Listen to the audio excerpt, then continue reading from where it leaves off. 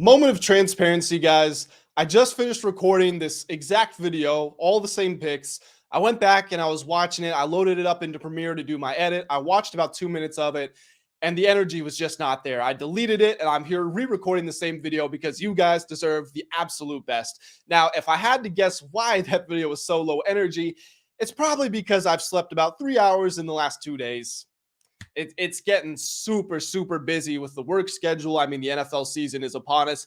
It's our time to get our heads down and grind it out. And you're going to see that. You're going to feel the effects of that because I've got a crap ton of videos on the way, giving us previews of every game in the NFL, betting previews, also my favorite picks, all that other good stuff, plus the actual work schedule, the work that I do, the writing, the TV analysis, all that other good stuff. It's just a lot that's piling up on us right now. But you know what? That's no excuse. And we're here to talk about the betting picks.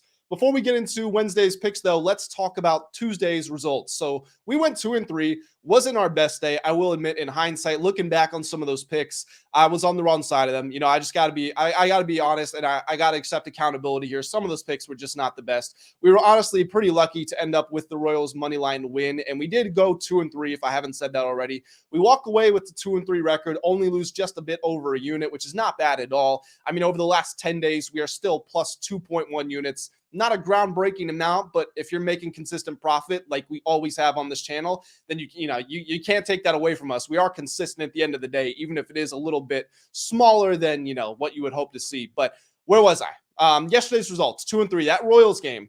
Look, Brady Singer had a 2 flat ERA at home across his last 9 starts there. He gives up 6 earned runs to the White Sox, the Chicago White Sox, the Chicago White Sox.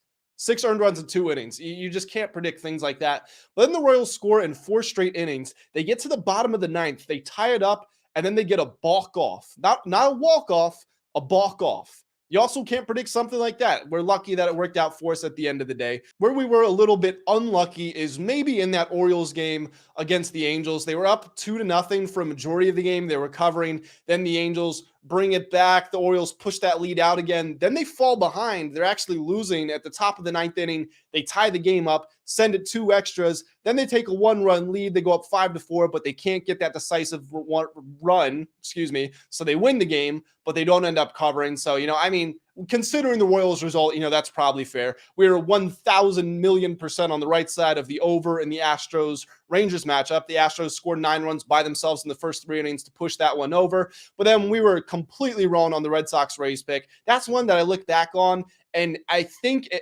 I know the logic was there with the pitchers and the Red Sox drop off and all that stuff on the road, but still, sometimes you just got to play the trends, and both teams have been trending over. We went against that. I even said that in the video. It didn't work out for us. And then our last pick was the Dodgers run line. They didn't even win.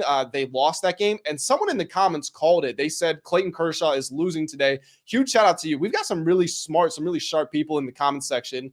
So that was a great pick. Huge shout out to you. One thing that I do want to talk about as well is I loved the Mets money line yesterday, but the odds weren't available when I was recording the video, and I delayed the video recording long enough. I put it out at like 8 or 9 a.m., which is about as late as I will put these videos out, and I didn't see the odds for it. So that just kind of stunk. I got to figure out what to do about that, because I want to include some of those games in my picks. But then again, if I don't know the value of the lines, then it's not fair for me to pick them. I think what I'm going to do is just going to say, when I'm recording the video, hey, by the way, I like this pick, and you guys can do with that information what you will. But that just about does it for yesterday. And now we are here to jump into Wednesday's edition of Pick 5, Win 5. Hello, ladies and gentlemen, and everyone else in between. Welcome back to my daily betting show, where it is my job to give you my 5 favorite plays in the sports betting world. Like I said, 2-3 yesterday, 4-1 the day before, plus 2.1 units over the last 10 days, and still in the double-digit profit as far as unit goes over the course of the channel. We're feeling good. It's a loss yesterday, accepting accountability. We will be better. We will do better moving forward. And I really hope that starts with these picks. But before I give them to you guys, please make sure that you are subscribed to the channel. Don't hit it. Don't press it. Smash it out of the freaking park. We've got so much amazing content coming to this channel during the NFL season and beyond. We also have an extremely intelligent positive, uplifting community. It's super cool to engage with each and every one of you in the comments. You guys, I promise you, you want to be a part of that. So hit that subscribe button, become a part of the family, and let's do this. Let's start it off with our first pick. It's a matchup that I've picked 3 days in a row. Orioles-Angels over 8.5 runs. Kyle Gibson will be the starter for the O's here. He's 13-8 with a 5.15 ERA and a 1.34 WHIP, taking on Patrick Sandoval of the Angels, who's 7-11 with a 4.19 ERA and a 1.45 WHIP. Now, Gibson did not cover himself in glory last month. He had a 7.89 ERA in August, and in his last start, he gave up 7 earned runs in 4 innings against the White Sox, the Chicago White Sox. Yes, believe it or not. His recent run log isn't good either. I mean, he's got 7 earned runs, 3 earned runs, 4, 9, 3. That's a lot of earned runs that he's been surrendering. Now, Sandoval had been stacking a good stretch of play, but then in his last start, he gave up 5 earned runs in less than 4 innings to the Oakland Athletics. And if you're giving up more than a run per inning against the Athletics, then I think a team like the Orioles, who is one of the most consistent teams in the league, maybe the class of the American League, they're going to be there to take advantage of that if you give them the opportunity to do so. Both teams have hit the over in 6 of their last 7 games, including yesterday's matchup. Now, that one did need extra innings to get there, but this is the thing with the Orioles. When you bet on the Orioles, whether it's an over or a money line or a run line, you can count on them to be one of the best teams in the league in the 8th or 9th inning or even in extra innings. It feels like they pretty much always pull the cat out of the bag, including yesterday, which, they didn't get the run line, but they did walk away with a win, and that's all that matters for them in this playoff race. The Orioles, just talking more about them, they're 8th in scoring this season and 5th in road scoring. The Angels have regressed without Shohei Ohtani in the lineup and some of those other guys, but still, over the last 10 games, they're averaging just about 4.5 runs per game, and with a line of 8.5, that puts them on pace to hit the over. If the Orioles are close to them, or if they win that game and the Angels just do their job, then we go over. Simple as that. The Angels also have a terrible bullpen. It has a 6.79 ERA over the last 30 days. Meanwhile, the Orioles used everybody in their bullpen except for Yennier Cano yesterday, so those guys aren't going to be at their absolute best. They're not going to be fully fresh, which in theory should give more of an advantage to the Angels batters. So I love the over here. That's my first pick. My second pick will be Blue Jays Athletics under 8.5 runs. Both teams have come out flat in this series. Monday's game should have gone under. It ended 3-3 after 9 innings. 6 total runs after 9 innings. Now, of course, that's not how over-unders are defined. But when you are when you're formulating your picks for the day, you don't expect games to go to extra innings. You just don't think like that. So, you know what? The teams did their job to cash the under, and, we were an over better, funnily enough, that day. So we were thankful for the over, but you just don't plan it out like that. Today's game ended 7-1, which did get a push on that line. If you look at all the results before that, the Blue Jays had actually been trending over. They had hit the over, as a matter of fact, in 8 of the last 9 games, excluding yesterday's push. But this is the thing. Before that streak, the under was in favor for the Blue Jays. It was on a 34-14 stretch. The under was 34-14 for the Blue Jays heading into this recent over streak. So, yes, I know they might be hot on the over, but we had like 2 months of them trending under. Now, the Athletics, they don't really lean one way or the other. They kind of bounce back and forth, and a lot of the times they go over, it's not because of them. It's because they're surrendering so many runs to their opponents. But the good news for them is that they've got J.P. Sears on the mound in this one. He's got a 4.60 ERA and a 1.22 WHIP, and that basically makes him the Nolan Ryan of the Athletics organization. I mean, he just had a 6-inning shutout in his last start. Granted, he had a couple of rough outings before that, but he had put together a couple of solid months. He will be taking on Hyunjin Ryu of the Blue Jays, who has a 2.48 ERA and a 1.03 WHIP in 6 appearances this season. He has given up 2 earned runs or fewer in 5 straight starts, so every appearance that he's made aside from his season debut. So we're going to go under 8.5 runs for my second pick. My third pick will be the Milwaukee Brewers -1.5 versus the Pittsburgh Pirates. Freddie Peralta is on the mound for the Brew Crew. He's 11-8 with a 3.85 ERA and a 1.14 WHIP. He was supposed to be going against Mitch Keller, but Keller's been scratched, and Colin Selby will be stepping in. He's 2-0, but with a 5.79 ERA and a 1.43 WHIP. Only has thrown 14 innings of baseball in the MLB this season. He did have very good stats in the minor leagues, but he's yet to translate that to the MLB. And he's also probably only going to be an opener. His last appearance, he gave up 2 earned runs in 0.1 innings. I think absolute best case scenario, based on what we've seen, if there's a change in philosophy in the dugout, we don't know that. We're not behind closed doors. We're not hearing those conversations. But everything we've seen shows us he's going to go a max 3 innings, again, barring a major change. And that means that the Pirates are probably going to be using relievers. We don't really know who the bulk inning guy is going to be, but if it's not Mitch Keller, honestly, I'm not really worried. I don't think they have anybody that can hold a candle to Freddie Peralta, especially the way that he has been playing. He gave up 1 earned run in 6 innings against the Phillies to start this month, had a 2.10 ERA in August, and has given up 3 earned runs or fewer in 12 of his last 13 starts. The Pirates offense has been better lately, I will say that, but Peralta is steaming hot. I think he's going to be able to shut down this offense. The Brewers are also playing good offense of their own. Don't want to take that away from them. They scored 7 runs yesterday. They're top 10 in scoring over the last month of play.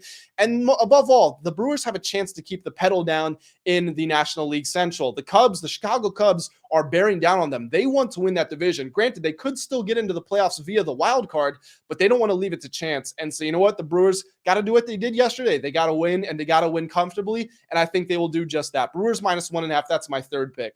My 4th pick will be those same Chicago Cubs that I was just talking about. I got them on the money line versus the San Francisco Giants. The Cubs have won 3 straight. They are on a 13-5 stretch, so they've won 13 of the last 18 games. Meanwhile, the Giants are on an 0-5 stretch. They've lost 5 straight games. Jordan Wicks will be on the bump for the Cubbies. He's 2-0 with a 1.80 ERA and a 1.10 WHIP. He's only had 2 starts in Major League Baseball, but they were pretty much identical starts. He went 5 innings in both of them and gave up only 1 earned run in both of them, and he had a really low WHIP, as you would be able to tell from the 1.10. He was also very good in the minor leagues this season. He had a 7-0 record, 3.55 ERA, and a 1.17 WHIP. So the guy's been consistent all year long, regardless of level that he has been at. It looked like Tristan Beck was going to be the guy for the Giants, but he's been optioned to AAA. That just happened about 6 or 7 hours ago. John Brebbio was activated from the 60-day IL. Now, I don't know if that means he's going to be an opener here. Well, you're going to hear me say it later in the outro, but right after I finished recording the video, I had to hop on over to TV, so I had to get changed, get a little suit on. So excuse the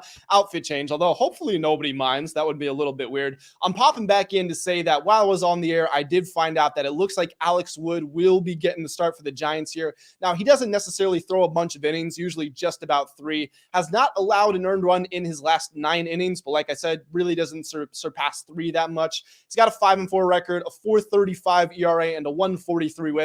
Gives up a lot of walks and nearly a hit per inning. Strikeout rate is pretty low considering the power that the Cubs offense has. My pick for this one is going to remain the same, but that's going to do it for me here. Let's jump back on into the rest of the video. Their bullpen just combined to give up 11 runs in a loss yesterday. Their bullpen, there was a moment in time where it was one of the hottest in the entire league, but over the last 30 days, the ERA is just about league average. So not a whole lot to inspire some confidence here. And if we're looking at the scoring breakdowns, I mean, the Cubs are second in scoring since the All-Star break. The Giants are dead last. And even if you want to tighten that up and say, well, that's not fair because the Giants were in this cold stretch and they broke out of it recently. Well, okay, over the last 2 weeks, the Giants are 23rd in scoring. The Cubs are still 4th. I mean, the Cubs have won and covered in both games in this series. I think they're going to do it again, but I'm going to be a little safe and I'm going to take Cubs money line, not the full run line, but we are going with the money line for my 4th pick. And then my 5th and final pick will be the Minnesota Twins run line, -1.5 versus the Cleveland Guardians. Joe Ryan is going to get the nod for the Twins in this one. He's 10-8 with a 4.20 ERA and a 1.12 WHIP, taking on Gavin Williams of the Guardians, who's 1-5 with a 3.46 ERA and a 1.28 WHIP. Ryan gave up 2 earned runs across his last 2 starts, which lasted 11 innings. Now, he did not have good performances before that, but that was mostly because of his home run problem. He's given up 27 home runs this season, which is a ton. I didn't check exactly where it is, but I would imagine I think I know it's in the top 10. I know that doesn't add up, but I'm pretty sure he's in the top 10 for home runs allowed. He might be in the top 5 or even higher. But this is the thing. The Guardians hit fewer home runs than every single team in the entire league. So are they going to be in a position to capitalize on that? I don't think so. And it's not just my opinion. It's their track record. It's what they've put on paper. Now, Gavin Williams only went 1 inning in his last start. He did not allow a run, but, a 1-inning shutout, who really cares? And his 2 starts before that, he did actually see real innings, and he gave up 8 earned runs in 9.1 innings. So that was not a good 2-game stretch for him. Now, with all that being said, he does still have a 3.62 ERA for the month of August. But weirdly, his ERA is over 4.2 at home, whereas it's under 1.9 9 on the road. This game is at his home stadium in Cleveland, so contextually, he's just been worse there. The Twins are 6th in scoring since the All-Star game. They scored 20 runs in the first game of this series, and they scored 8 yesterday, averaging close to 10 across their last 5 games. And the Twins' run line is on a 15-6 run. They've covered in 15 of the last 21 outings. The Guardians have a bottom 10 offense. They've had a bottom 10 offense pretty much the entire season. The bullpen is above average, but it's nothing special. I think the Twins are going to score a lot of runs, overpower them, and get a cover for the 3rd straight day. Let's do the final rundown here. We're going to start it off with Orioles-Angels over 8.5 runs. Then we've got Blue Jays-Athletics under 8.5 runs. Brewers -1.5 versus the Pirates, Cubs moneyline versus the Giants, and Twins -1.5 versus the Guardians. Guys, that's going to do it for me here. I've got to go get changed because I have to be on TV in about 30 minutes. And so I got to get my suit on. I got to get my blazer. I got to get myself all spiffy. It probably should have shaved, but you know what? Maybe the audience will dig the beard. Like the video if you did enjoy it. Subscribe to the channel. Like I said, we've got so much good and amazing NFL content on the way. It's going to be an absolute blast. You guys want to be a part of that. Comment. Let me know what your favorite plays of the day are. And until next time, I will see you all very soon. Have a great day.